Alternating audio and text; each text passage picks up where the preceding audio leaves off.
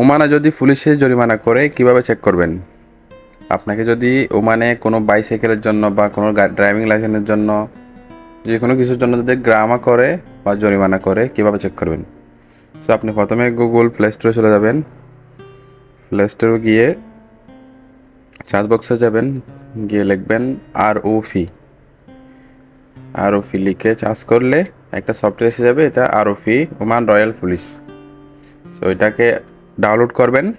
আমি আগে ডাউনলোড করে রাখছি। সো ওপেন করতেছি। ওপেন করে দেবেন ট্রাফিক সার্ভিসে গিয়ে উপরে দেখবেন সিভিল, ওখানে টিকমার্ক করে দেবেন, আপনার পতাকার নাম্বারটা দিবেন, দেওয়ার পর এখানে ইনকোয়ারিতে ক্লিক করে দেবেন।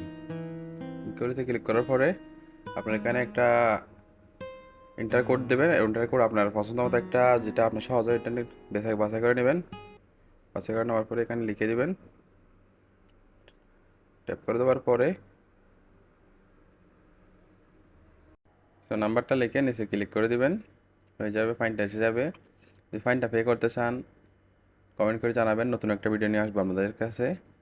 ধন্যবাদ সবাইকে।